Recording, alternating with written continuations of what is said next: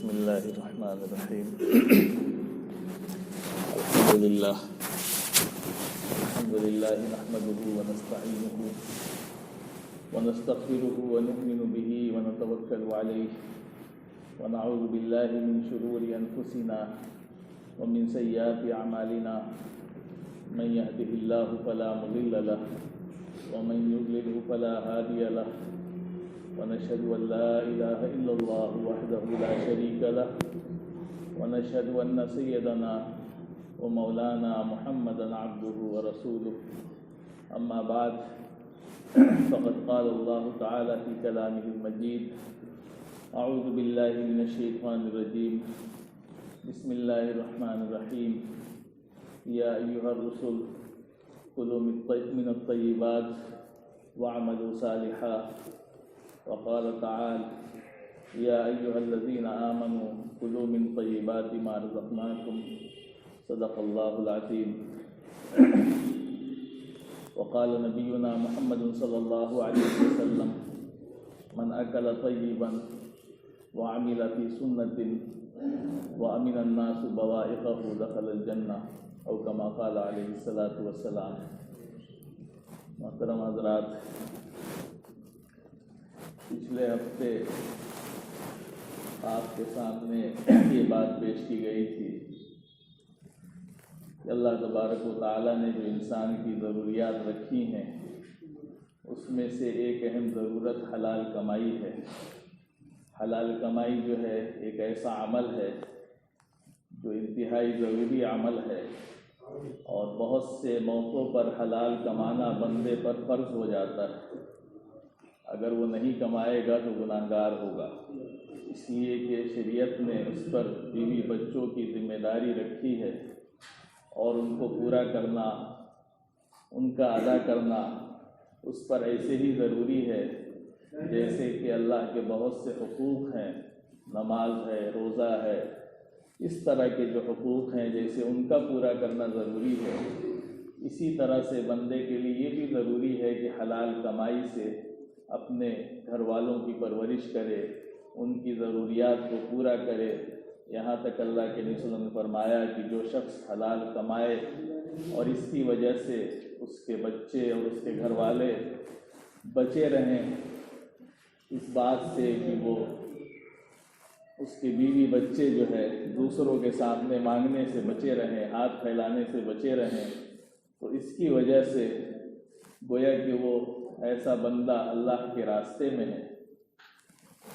تو میرے بھائیوں، بڑی اہم چیز ہے، حلال کمائی کی بڑی فضیلت ہے، بڑی اہمیت ہے اللہ کے نزدیک اور اس کے رسول کے نزدیک کہ بندہ جب حلال کماتا ہے، اس کے لیے محنت کرتا ہے، مشقت کرتا ہے، تو اللہ کی نگاہ میں اس کی بڑی عظمت ہے، بڑی اہمیت ہے. اسی طرح سے میرے بھائیوں، حلال کمائی جو ہے اس کی زندگی میں بڑی برکتیں بھی ہیں، بڑے فوائد بھی ہیں بمقابلہ حرام کمائی کے. دونوں کو سامنے رکھا جائے. ایک تو پچھلے ہفتے ہم نے اس کی اہمیت بیان کی تھی کہ کتنی اہمیت ہے حلال کمانے کی، کہ شریعت اس بات کو بالکل پسند نہیں کرتی ہے کہ ایک ایمان والا بیکار ہو جائے، بیٹھا رہے، دوسروں کے سامنے ہاتھ پھیلائے، اس کے بیوی بچے پریشان ہوں، ان کے کھانے کا، ان کے رہنے کا، ان کے پہننے کا انتظام نہ ہو. شریعت اس کو بھی بالکل پسند نہیں کرتی ہے. اسی طرح سے ہمیں یہ بھی دیکھنا ہے کہ ہمیں حلال کمانا ہے. شرط حلال کی، اگر حلال بندہ کمائے گا تو اس کے بڑے فائدے ہیں، بڑی برکتیں ہیں، اور اگر اس کا اہتمام نہیں کرتا ہے تو بڑے نقصانات بھی ہیں. اسی لیے جو ہے جتنی برکات اور جتنی اہمیتیں بیان کی گئی ہیں وہ ساری کی ساری جو ہے حلال کمائی کی. جب بندہ حلال کمائی کرتا ہے تو اس کو نیک اعمال کی توفیق ہوتی ہے. یہ اس کا اہم جزء کہ جب بندہ حلال کماتا ہے تو اس کو نیک عمل کی توفیق ہوتی ہے. اللہ تبارک و تعالیٰ نے قرآن کریم میں جو انسانوں میں سب سے افضل ترین لوگ ہیں، جن کو ہم انبیاء اور رسول کہتے ہیں، ان کو اللہ نے حکم دیا کہ یا ایھا الرسل کلوا من الطیبات واعملوا صالحا. اللہ نے حکم دیا کہ اے رسولو، حلال رزق استعمال کرو اور نیک عمل کرو. یعنی پہلے حلال رزق ہے، اس کے بعد نیک عمل ہے. اگر بندہ حلال رزق استعمال کرتا ہے، حلال کمائی کھاتا ہے، تو خود بخود اس کو نیک اعمال کی توفیق ہوگی، اچھے کام کرے گا، اور اچھے کام کرنے میں اس کا دل بھی لگے گا۔ اور اگر اس کی کمائی حلال نہیں ہے تو پھر اس کا نیک کاموں میں دل بھی نہیں لگے گا، اس لیے کہ اندر سے اس کا معاملہ خراب ہے، اس کا دل خراب ہے، اس کے بدن کا گوشت خراب ہے، تو پھر اس کی عبادت کہاں قبول ہوگی؟ تو میرے بھائیوں، عبادت کی قبولیت کے لیے اور عبادت کی توفیق کے لیے بڑی بنیادی شرط ہے حلال کمائی، کہ بندہ حلال کمائی کی کوشش کرے، اس کے لیے جتنی محنت کر سکتا ہے کرے، دن رات محنت کرے، شریعت منع نہیں کرتی۔ اللہ کے حقوق کو ادا کرتے ہوئے بندہ جتنی محنت کر سکتا ہے کرے، اور یہ سمجھ کر کے کرے کہ نیک حلال کمانے والا بھی ایسے ہی ہے جیسے کہ اللہ کے راستے میں کوئی ہو۔ اتنی فضیلت ہے حلال کمائی، لیکن اس کا اہتمام ہونا چاہیے، اور اسی پر ہماری دعاؤں کی قبولیت بھی موقوف ہے، کہ اگر بندہ حلال رزق استعمال نہیں کرتا ہے تو اس کی دعائیں قبول نہیں ہوتی۔ یہ سب سے بنیادی چیز ہے۔ حدیث میں آتا ہے، اللہ کے نبی صلی اللہ علیہ وسلم نے فرمایا کہ ایک بندہ جو ہے بڑا دور دراز کا لمبا سفر کرتا ہے اور پراگندہ حال ہو جاتا ہے، پراگندہ بال ہو جاتا ہے، یعنی حج کے لیے جاتا ہے۔ اس زمانے میں لوگ حج کو جاتے تھے تو بڑی محنت سے جاتے تھے، اونٹوں کی سواریاں ہوتی تھی، گردوں میں ڈوب جایا کرتے تھے۔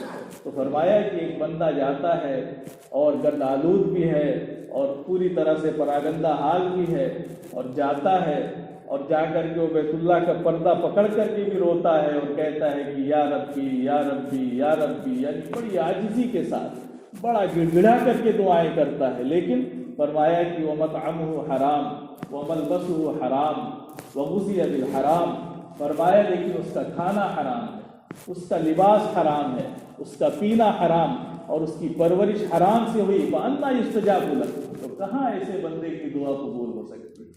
تو بندہ تو یہ سمجھتا ہے کہ بڑا آسان ہے، ٹکٹ کرا لیا، حج کا فارم بھر دیا، چلا گیا اور حج کر لیا، یا پردہ پکڑ کے رو لیا، بیت اللہ کے دروازے سے اپنا چہرہ رگڑ لیا تو کام بن گیا۔ اتنا آسان نہیں۔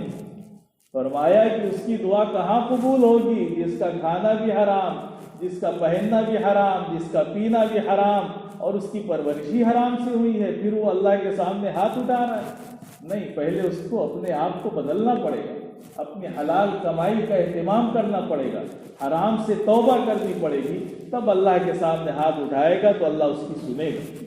تو میرے بھائیوں، حلال کمائی جو ہے بڑی اہم چیز ہے، بڑی بنیادی چیز ہے، اس لیے اللہ تعالیٰ نے رسولوں کو حکم دیا، اس کے بعد ایمان والوں کو بھی یہی حکم دیا کہ یا ایھا الذین آمنوا کلوا من طیبات، کہ اے ایمان والو حلال رزق استعمال کرو، اور وہ بھی اللہ نے طیبات کا لفظ استعمال کیا، یہ نہیں کہا کہ کلو، حلال نہیں کہا، حلال کا لفظ استعمال کرتا تو بھی اس میں گنجائش تھی، طیبات، اور طیب میں تو بڑی وسعت ہو جاتی ہے، یعنی ایسی چیز بھی نہ استعمال کرو جس میں شبہ ہو، شک والی چیز کو بھی کیا کرو، چھوڑ دو۔ اسی لیے حدیث میں آتا ہے کہ الحلال بین والحرام بین، حرام بھی واضح ہے، حلال بھی واضح ہے، اور فرمایا کہ بینہما مشتبہات، ان کے درمیان کچھ مشتبہ چیزیں ہیں جن کے بارے میں پتہ نہیں کہ یہ حلال ہے یا حرام ہے، تو فرمایا کہ ان کو بھی چھوڑ دو۔ جس کے بارے میں شبہ ہو رہا ہے، شک ہو رہا ہے، اس کو بھی چھوڑ دو تو اپنے ایمان کو بچا لو گے، ورنہ اگر شبہات والی چیزوں کو استعمال کرو گے تو اندیشہ ہے کہ حرام میں پڑ جاؤ گے۔ تو میرے بھائی، بڑا اہتمام ہے دین کے اندر، اور اس کی بڑی برکتیں ہوتی ہیں زندگی میں۔ آپ دیکھیں گے کہ حلال کمائی والوں کی نسلیں بن جاتی ہیں اور حرام کمائی والوں کی نسلیں برباد ہو جاتی ہیں۔ تو بڑی بے برکتی ہوتی ہے حرام کمائی سے۔ انسان تھوڑا کمائے، کم کمائے، لیکن اہتمام کرے کہ غلط نہ کمائے، اس لیے کہ جو حرام چیز ہوتی ہے وہ دیکھنے میں تو بہت زیادہ لگتی ہے، لیکن اس میں برکت نہیں ہوتی، اس میں سکون نہیں ہوتا ہے، اس میں چین نہیں ہوتا ہے، بس وہ دیکھنے میں زیادہ ہوتی ہے، لگتا تو ہے کہ ان کے پاس بڑی دولت ہے، لیکن اگر آپ ان کے پاس بیٹھ جائیں گے نا تو پتہ چلے گا کہ کتنا وہ پریشان ہے انسان، طرح طرح کی پریشانیوں میں گھرا رہتا ہے، کسی کو بتا نہیں سکتا ہے وہ، لیکن ہے بہت پریشان، اس کے دل میں اطمینان نہیں ہے، اس کو ساری سہولتیں حاصل ہیں، لیکن ساری سہولتوں کے بعد بھی اس کو رات کو نیند نہیں آتی، وہ سو نہیں پاتا ہے۔ تو میرے بھائیوں، یہی چیز تو ہوتی ہے. تو سکون، برکت، یہ چیزیں پیسے سے نہیں خریدی جا سکتی، یہ اللہ کی طرف سے حاصل ہوتی ہے. تو اس کو ہمیں سمجھنے کی ضرورت ہے. یہ بڑی اہم چیزیں ہیں کہ جس کا بندہ اہتمام نہیں کرتا ہے، جس میں حلال کمائی ہے، بڑی برکتیں ہوتی ہیں. امام احمد رحمۃ اللہ علیہ ہمارے امام گزرے ہیں، بہت بڑے امام ہیں. امام شافعی رحمۃ اللہ علیہ کے شاگرد ہیں، اور جو 4 مشہور امام ہیں جن کو اہل سنت والجماعت مانتے ہیں، اس میں امام ابو حنیفہ رحمۃ اللہ علیہ ہیں، امام شافعی رحمۃ اللہ علیہ ہیں، امام احمد رحمۃ اللہ علیہ ہیں، امام مالک رحمۃ اللہ علیہ ہیں. تو انہی میں سے ایک امام ہیں حضرت امام احمد رحمۃ اللہ علیہ. تو ایک مرتبہ ان کے استاد حضرت امام شافعی رحمۃ اللہ علیہ نے ان کو بلائے، اپنے شاگرد کو، بڑے اہم شاگرد تھے، ان کی دعوت کی کہ بہت دن ہو گئے ہیں، آپ تشریف لائیں ملاقات کے لیے. تو حضرت امام احمد رحمۃ اللہ علیہ تشریف لائے، ان کی دعوت کی، ان کے استاد امام شافعی رحمۃ اللہ علیہ، یہ بھی امام وہ بھی امام. تو بہرحال جب دعوت کی، امام احمد رحمۃ اللہ علیہ تشریف لائے، تو حضرت امام شافعی رحمۃ اللہ علیہ نے ان کا بڑا استقبال کیا، کیونکہ بڑے نیک ان کے شاگرد تھے. ان کی دعوت کی بہترین اہتمام کیا، اور لوگوں میں بھی بڑا شور تھا کہ حضرت امام شافعی کے شاگرد آئے ہیں امام احمد. بڑا شور تھا لوگوں میں، چرچا تھی دیکھنے کے لیے لوگ کہ بھائی ان کو دیکھیں، بڑا ان کا نام سن رکھا تھا. تو وہ آئے، حضرت امام شافعی رحمۃ اللہ علیہ نے ان کی دعوت کی، وہ کھانے پہ بیٹھے. تو عام طور سے اللہ والے جو ہوتے ہیں بڑا کم کھاتے ہیں، تھوڑا سا کھانا کھاتے ہیں، ان کی خوراک بہت کم ہوتی ہے اللہ والوں کی. جو بھی اللہ والے ہوں گے دیکھیں گے ان کا کھانا بہت کم ہوتا ہے، بہت ہلکی غذا لیتے ہیں. تو امام احمد رحمۃ اللہ علیہ نے کھانا شروع کیا تو کھاتے رہے، بہت دیر تک کھاتے رہے، اور اتنا کھایا کہ جو ساتھ والے تھے وہ کھا کر کے اٹھ گئے، لیکن امام احمد رحمۃ اللہ علیہ کھاتے چلے گئے.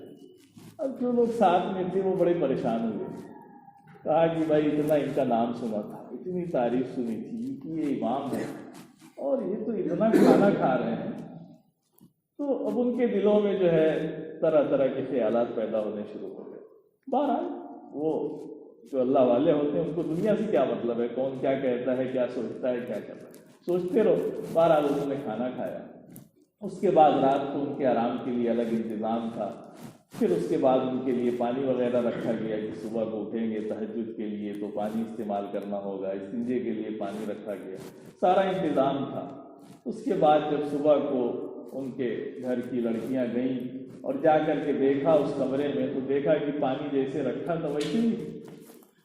تو وہ بڑی پریشان ہوئی کہ بتاؤ یہ اتنے بڑے امام، ان کا اتنا نام، اتنی شہرت، اور انہوں نے تو وضو تک نہیں کیا، پانی جیسے تھا ویسے کا ویسے ہی رکھا ہے، آخر کیا ہوا مسئلہ. تو بڑے پریشان تھے. تو لوگوں نے ان کے گھر کی مستورات میں بتایا امام شافعی رحمۃ اللہ علیہ کہ بھائی یہ جو آپ کے شاگرد آئے ہیں، اتنا آپ نے ان کی تعریف کی، اتنا ان کا نام ہے، لیکن انہوں نے تو رات میں لگتا ہے تہجد بھی نہیں پڑھی، یہ سوئے ہی رہ گئے، کیونکہ اتنا کھانا کھایا تھا تو اٹھیں گے کہاں، تو سوئے ہی رہ گئے، اور صبح چلے گئے اسی مسجد، پانی تو ویسے کا ویسے ہی رکھا ہے. تو حضرت امام شافعی رحمۃ اللہ علیہ کو بھی بڑی تشویش ہوئی، بڑے پریشان ہوئے اندر سے، لیکن بہرحال ان کے بڑے خاص شاگرد تھے. تو حضرت امام احمد رحمۃ اللہ علیہ سے پوچھا، معلوم کیا کہ بھائی بات کیا ہے، تمہارے بارے میں تو ہے نا، تم پہلے تو ایسے نہیں تھے، اب کیا ہو گیا، کچھ بدل گئے، ہمارے پاس سے جانے کے بعد تمہارے اندر تبدیلی آ گئی. سارا واقعہ ہم سے بتایا. تو انہوں نے پھر بتایا، کہا کہ نہیں حضرت بات ایسی نہیں ہے جیسا کہ آپ لوگ سمجھ رہے ہیں، بات تو دوسری ہے. کہا کہ دیکھیے جہاں تک اس بات کا مسئلہ ہے کہ لوگ یہ چرچا کر رہے ہیں کہ بڑا کھانا کھایا، تو کہا کہ اصل بات یہ تھی کہ جب میں آپ کے کمرے میں آیا اور آپ کے دسترخوان پہ جو کھانا لگا ہوا تھا اس کو دیکھا، تو اس میں سے اتنا نور نکل رہا تھا، اتنی روشنی تھی اس میں کہ مجھے لگا کہ اس سے زیادہ حلال کھانا تو کہیں ملے گا، اتنا اس کے اندر نورانیت. تو اس لیے میں نے خوب کھایا، اس لیے کہ حلال غذا کی تو بات ہی الگ ہوتی ہے، یہ بدن میں جائے گا تو یہ تو بڑا کام کرے گا. تو اس لیے میں نے جب دیکھا کہ یہ بڑا پاکیزہ حلال کھانا ہے تو اس لیے میں نے خوب کھایا، ورنہ میں اتنا نہیں کھاتا، لیکن میرا دل نہیں بھر رہا تھا اس کھانے سے، اس لیے میں نے کھانا زیادہ کھایا، یہ نہیں سوچا کہ کون کیا کرے گا. تو حلال کھانے کی وجہ سے. اور پھر اس کے بعد فرمایا کہ اس کھانے کی برکت ایسی تھی کہ جب میں جا کر کے بستر پر لیٹا تو مجھے نیند نہیں آ رہی تھی. پھر اس کے بعد جو ہے میں سویا نہیں، پوری رات نہیں سویا، اور فرمایا امام صاحب نے کہ پوری رات میں اس کھانے کی برکت سے 100 مسلوں کا میں نے استنباط کیا امام سے 100 مسئلے میں نے رات بھر میں جو ہے اس کی برکت سے، اور صبح کو مجھے وضو کی ضرورت ہی نہیں پڑی، اس لیے کہ رات بھر سویا ہی تو امام صاحب کو تسلی۔ تو میرے بھائیوں بڑی برکت کی چیز ہے حلال کھانا۔ یہی امام صاحب ہیں اتنے احتیاط والے تھے، یہ اتنا زیادہ احتیاط کرتے تھے کہ ان کے لڑکے جو ہے بیت المال سے پیسہ لیتے تھے۔ امام احمد رحمۃ اللہ علیہ کے جو صاحبزادے تھے وہ زمانے کی جو حکومت تھی اس سے پیسہ لیتے تھے، لینا جائز تھا، لیکن یہ تقوی کے اس مقام پر تھے کہ اپنے بیٹے کی کمائی بھی نہیں کھاتے تھے، ہاتھ نہیں لگاتے تھے اپنے بیٹے کی کمائی، کہتے تھے یہ بیت المال سے پیسہ لیتا ہے۔ ایک مرتبہ اتفاق ہوا ایسا کہ ان کے گھر میں جو خادمہ تھی جو کھانا پکاتی تھی روٹی، اس کو جب روٹی پکانا تھا آٹا گوندھا، جا کر کے دیکھا تو تندور جو ہے وہ بجھ چکا تھا۔ اب اس نے سوچا کہ آگ جلائیں، اتنا اہتمام کریں، اس سے بہتر یہ ہے کہ دیکھیں ان کے صاحبزادے کے گھر اگر آگ جل رہی ہو تو وہیں روٹی پکا لیتے ہیں جا کر۔ تو وہ لے کر کے خادمہ چلی گئی اب ان کے صاحبزادے کے گھر، اور جا کر کے وہاں روٹی پکا کر کے بنا کر کے وہ لے آئی۔ امام احمد رحمۃ اللہ علیہ بڑے تقوی والے تھے، ان کو اس روٹی کو دیکھ کر کے شک ہو گیا، پوچھا کہ یہ روٹی کہاں بنائی، کہاں سے آئی؟ تو اس نے بتایا، کہا کہ بات ایسی ہے، آٹا تو آپ ہی کا ہے، یہیں گوندھا تھا، ہاں آگ بجھ گئی تھی تو ہم نے وہاں جا کر کے روٹی بنا لی۔ تو امام صاحب نے اس روٹی کو ہاتھ نہیں لگایا، کہا کہ چونکہ وہ ان کی کمائی کھاتے نہیں تھے، مشکوک تھی ان کی نگاہ میں، تو انہوں نے اس روٹی کو ہاتھ نہیں لگایا اور کہا کہ دیکھو پھر کیا کرے روٹی، تو کہا کہ اگر کوئی مانگنے والا ہے تو اس کو دے دینا، لیکن یہ بتا کر کے دینا کہ اس روٹی کو امام صاحب نے نہیں کھایا ہے، اگر تم کھا سکتے ہو تو لے جاؤ، بتا کر کے دینا، ایسے مت دے دینا کسی مانگنے والے کو۔ تو واقعات لکھے ہیں کہ مانگنے والے آئے اور جس سے بھی بتایا گیا کہ امام صاحب نے اس کے مشکوک ہونے کی وجہ سے اس روٹی کو نہیں کھایا ہے، تو اس زمانے کے مانگنے والے بھی ایسے تھے کہ کسی نے اس روٹی کو لیا نہیں، کسی نے نہیں لیا اس روٹی کو، کہا کہ نہیں ہم اس روٹی کو نہیں کھائیں گے، ہم نہیں لے سکتے جس کو امام صاحب نے نہیں کھایا۔ پھر اس خادمہ نے پریشان ہو کر کے کیا کریں، لے جا کر کے اس کو سمندر میں دریا میں ڈال دیا۔ امام صاحب نے بعد میں پوچھا کہ بھائی وہ روٹیوں کا کیا کیا؟ تو اس فاطمہ نے بتایا کہ اس روٹی کو تو لے جا کر کے ہم نے دریا میں ڈال دیا۔ ان روایت میں لکھا ہے، مرقات جو ہے اس میں لکھا ہے، ملا علی قاری رحمۃ اللہ علیہ نے کہ اس کے بعد سے امام صاحب نے مچھلی نہیں کھائی، کہ کہیں وہ روٹی ان مچھلیوں کے پیٹ میں ان کی غذا بن گئی۔ یہ اہتمام تھا ان کا حلال کمائی کا، اور یہ اللہ کے وسلم نے چونکہ اس کی ایسی تعلیم دی تھی جس کی وجہ سے یہ حالت ہوتی۔ صحابہ کے واقعات دیکھ لیں، حضرت بکر صدیق رضی اللہ عنہ ہیں، بیچارے ایک مرتبہ ایسا ہوا کہ ان کا خادم جو ہے کچھ لے کر کے آیا اور انہوں نے اتنی بھوک کی شدت تھی کہ اس کو کھا لیا۔ کھانے کے بعد خادم نے کہا کہ حضرت جب بھی میں کچھ لے کر کے آتا تھا آپ پوچھتے تھے کہ کہاں سے لائے اور تب آپ کھاتے تھے، آج آپ نے ایسے ہی کھا لیا۔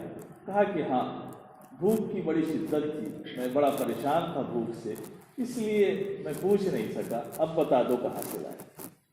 تو اس نے کہا کہ اصل بات یہ ہے کہ میں زمانے جاہلیت میں کچھ کہانت کرتا تھا، یعنی کہانت جیسے یہ نجوم ہوتے ہیں، بابا وغیرہ ہوتے ہیں، ہاتھ واتھ دیکھتے ہیں یا کچھ بتا دیتے ہیں، تو وہی سب کام کیا کرتا تھا، مجھے کچھ آتا واتا نہیں تھا، لیکن ایسے ہی میں کر دیا کرتا تھا، یعنی کوئی آتا تھا تو چلو جھوٹ موٹ کا پھونک دیا اس کو، اب کسی کا ٹھیک بھی ہو گیا۔ تو کہا کہ میں نے زمانے جاہلیت میں ایک کہانت کی تھی اور اتفاق سے وہ آج مل گیا، تو اس نے مجھے یہ ہدیے میں دیا تھا، اسی کی اجرت اس کو فائدہ ہو گیا ہوگا، ظاہر سی بات ہے، یہ تو ٹکا ہوتا ہے، لگ جاتا ہے کبھی کبھی۔ تو اس کی اب حضرت بکر صدیق رضی اللہ عنہ جب یہ بات سنی تو ظاہر سی بات ہے اب پریشان ہو گئے کہ یہ تو میرے اندر حرام کا لقمہ چلا گیا۔ تو روایت میں آتا ہے کہ آپ نے پھر طے کرنا شروع کیا، انگلی ڈال کر کے اور پانی پی پی کر کے، اور جو کچھ پیٹ میں تھا اس کو نکالا۔ حالانکہ لوگوں نے سمجھایا بھی کہ حضرت کوئی مسئلہ نہیں ہے، آپ نے جان بوجھ کر کے نہیں استعمال کیا، یہ تو غلطی سے چلا گیا، اگرچہ مسئلے کے لحاظ سے تمام مسئلے نکل جائیں گے، لیکن وہ تو اتنے اعلیٰ لوگ تھے، کہا کہ نہیں، حدیث میں تو یہ آیا ہے، اللہ کے وسلم نے تو یہ فرمایا ہے کہ وہ گوشت جو حرام سے پیدا ہو اس کے لیے جہنم کی آگ بہتر ہے۔ تو کیسے میں اس کو برداشت کر سکتا ہوں کہ یہ لقمہ میرے اندر گیا اور جا کر کے یہ میرے جسم کا حصہ بن جائے؟ آپ نے طے کیا اور اتنی طے کی کہ اس لقمے کا ایک ایک جز باہر نکل گیا، تب تک آپ نے جو ہے اس کو نہیں۔ میرے بھائی یہ احتیاط ہمارے زمانے میں آپ دیکھیں کتنی بے برکتی ہے، کتنا لوگوں میں پریشانیاں ہیں، مال کا ڈھیر لگا ہوا ہے۔ ہمارے باپ دادا نے جو چیزیں دیکھی نہیں تھی وہ گھروں میں پڑی ہوئی، پھر بھی پریشان ہے بندہ۔ کیوں پریشان ہے؟ حلال کمائی نہیں اس کے پاس، حلال کا اہتمام نہیں ہے، پریشان رہے گا، ہمیشہ پریشان رہے گا، مرتے دم تک پریشان رہے گا اور ایسے ہی دنیا سے چلا جائے گا۔ یہ بے برکتی ہوتی ہے حرام مال کی، انسان اہتمام نہیں کرتا ہے، اس کے پاس یہ سمجھ نہیں ہے کہ ہم کہاں سے کما رہے ہیں۔ اللہ کے نے فرمایا کہ ایک زمانہ ایسا آ جائے گا کہ انسان کو اس بات کی کوئی پرواہ نہیں ہوگی کہ مال کہاں سے آ رہا ہے، صرف اس بات کی فکر ہوگی کہ مال آئے چاہے جہاں سے آئے، بس اس کی فکر ہوگی۔ لیکن اندازہ نہیں ہے کرے گا کیا بندہ مال کا۔ مال ہوتا کیوں ہے؟ مال تو اس لیے ہوتا ہے کہ انسان بہترین کھا لے، بہترین پہن لے، بس اسی لیے ہوتا ہے۔ اللہ کے نے فرمایا کہ ہر بندے کا مال وہی ہے جو اس نے پہن لیا اور اس کو پرانا کر دیا اور جو استعمال کر لیا اور جو اللہ کے راستے میں خرچ کر کے آگے بھیج دیا، اس کے علاوہ اس کا کوئی مال نہیں۔ آپ جمع کر کے رکھیے۔ ابھی دیکھا ایک بیچارہ پکڑا گیا، 200 کروڑ روپے اس کے پاس نکلے، سونے کی 23 اینٹیں نکل گئی، 23 کلو سونا، لیکن لوگوں نے جب اس کا حال بتایا کہ وہ اسکوٹر سے چلتا تھا فرنیچر کی طرح، گھر پہ بڑا معاملی، تو وہ پیسے کیا بچہ دیں گے؟ کیا ملا اس کو؟ کچھ ملا؟ اللہ نے بے عزت کیا اس کو، ذلیل ہوا، جیل گیا، نہ اچھا کھاتا ہے نہ اچھا پہنتا ہے، ایک دھن ہے مال جمع کر لیں، مال جمع کر لیں، مال جمع کر لیں، کر لو مال جمع، جب آنکھ بند ہو جائے گی کہاں لے کر کے جاؤ گے؟ کچھ نہیں جائے گا ساتھ، بالکل صاف بات، چھوڑ کر کے ہی جانا ہے آپ کو، چاہے جتنا کما لیجیے۔ اس لیے میرے بھائیوں اس بات کا اہتمام کرو کہ حلال کماؤ، کم ہو یا زیادہ وہ فائدہ پہنچائے گا، اور اگر حرام کماؤ گے چاہے کم ہو یا زیادہ وہ آپ کو نقصان پہنچائے گا۔ آج ہمارے زمانے میں اتنے حالات خراب ہو چکے ہیں جس کا اندازہ ہی نہیں ہے کہ انسان یہ تو سمجھتا ہے کہ نماز پڑھنا عبادت ہے، یہ تو سمجھتا ہے کہ تلاوت کرنا عبادت ہے، لیکن حلال رزق کمانے کا اہتمام، اس کی فکر، یہ تو سمجھتا ہے کہ یہ کوئی چیز نہیں ہے، اس دروازے کو بند رکھتا ہے اور جیسے چاہتا ہے جہاں سے مال آئے آنے دو، مال آنے دو، بس ایک دھن ہے کہ مال آنے دو۔ تو میرے بھائیوں ہم جس نبی کے ماننے والے ہیں، جس دین کے ماننے والے ہیں، وہ دین ہمیں اس بات کی اجازت نہیں دیتا ہے۔ ہمیں سب کو اس بات کی کوشش کرنی چاہیے کہ ہم حلال رزق استعمال کریں، حلال کمائیں، کم ہوگا تو بھی اچھا ہے، زیادہ ہوگا تو بھی اچھا ہے۔ اللہ نے ہمارے پیدا ہونے سے پہلے ہمارا رزق لکھ دیا ہے، اس سے زیادہ کسی کو ملے گا نہیں۔ اب یہ آپ کے اوپر ہے کہ آپ اس کو کیسے حاصل کرتے ہیں۔ حلال ذریعے سے حاصل کریں گے تو حلال ذریعے سے آئے گا، حرام ذریعے سے حاصل کریں گے حرام ذریعے سے آئے گا، لیکن اس سے زیادہ نہیں آئے گا۔ اس لیے کہ دنیا میں دیکھیں گے کہ بڑے لوگ ہیں جو بڑی محنت کرتے ہیں لیکن بیچارے ناکام رہتے ہیں، کچھ لوگ بڑی کم محنت کرتے ہیں لیکن کامیاب ہو جاتے ہیں۔ یہ مقدر کی چیز ہے، اس سے زیادہ ملنے والا نہیں ہے، تو ہم کیوں پریشان ہوں؟ ہمیں جو محنت کرنی ہے وہ انشاءاللہ حلال رزق کے لیے محنت کرنی ہے، اس کے لیے محنت کریں گے، اس میں برکت ہوگی، سکون ہوگا، چین ہوگا، اللہ نیک اعمال کی توفیق دے گا، ہم اللہ کی عبادت کریں گے، دعائیں ہماری قبول ہوگی۔ حضرت سعد رضی اللہ عنہ نے اللہ کے وسلم سے فرمایا کہ اللہ کے وسلم میرے لیے دعا فرما دیجئے کہ میں مستجاب الدعوات ہوں، تاکہ اللہ کے وسلم دعا فرما دیجئے کہ میں مستجاب الدعوات بن جاؤں، میری جو بھی دعا کروں وہ قبول ہو جائے۔ اللہ کے وسلم فرمایا کہ اے سعد تم اپنا کھانا پاکیزہ کر لو تو مستجاب الدعوات بن جاؤ۔ تو میرے بھائیوں ہمیں اس کا اہتمام کرنا ہے۔ اللہ تبارک و تعالی ہم سب کو کہنے سننے سے زیادہ عمل کی توفیق عطا فرمائے۔ اگر زندگی میں ہم نے حرام کمایا تو پیچھے کی بات کو پیچھے چھوڑ دیجیے، کبھی انسان کو مایوس نہیں ہونا چاہیے، یہ نہیں سوچنا چاہیے کہ ہم نے اگر پہلے ہو گیا تو ہو گیا، آگے کی زندگی تو صحیح کر لو، اس سے توبہ کر لو، آگے اس کا اہتمام کرو۔ اللہ بڑا غفور رحیم ہے، معاف کرنے والا ہے، انشاءاللہ ضرور معاف فرمائے گا۔ وآخر دعوانا